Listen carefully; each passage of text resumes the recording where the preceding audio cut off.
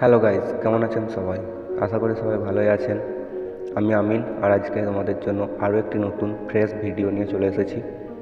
যারা যারা আমার চ্যানেলটিতে নতুন তারা প্লিজ চ্যানেলটিকে সাবস্ক্রাইব এবং পাশের বেল আইকনটিকে অল নোটিফিকেশনে সেট করে দিন। আজকে আমাদের ভিডিওর মূল টপিক হলো বা মূল বিষয় হলো স্বার্থপরতা। তো বেশি দেরি না করে শুরু করা যাক আজকের ভিডিও।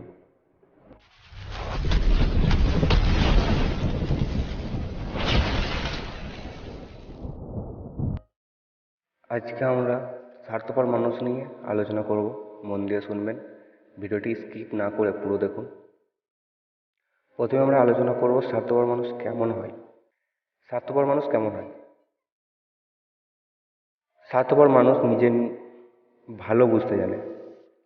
কাউকে ভালোবেসে এবং তার কাছ থেকে ভালোবাসা আশা করা, এটা ভালোবাসা না, এটা স্বার্থপরতা।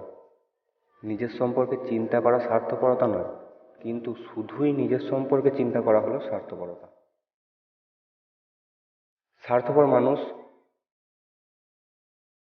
বা স্বার্থপর মানুষের থেকে প্রতারক আর কেউই হতে পারে না। পৃথিবীতে অধিকাংশ মানুষ এখন স্বার্থপর।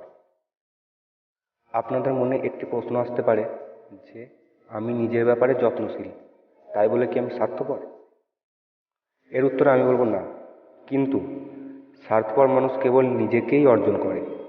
স্বার্থপর নিজের ব্যাপারে চিন্তা করতে গিয়ে অন্যের বা অন্যকে সমস্যায় ফেলে। এটা কিন্তু উচিত নয়। এবার আমি বলবো স্বার্থপর হওয়ার কয়েকটি ভালো দিক এবং কোন পরিস্থিতিতে এটা করা উচিত বা খারাপ না। কখনো কখনো স্বার্থপর হওয়ার কোনো ক্ষতি হয় না। আমরা সকলেই নিজেকে সব থেকে বেশি ভালোবাসি এবং নিজের ভালো চাই। স্বার্থপর হওয়া কখনো কখনো ভালো, এটি কিছু অযাচিত সমস্যা থেকে আমাদের বাঁচায়।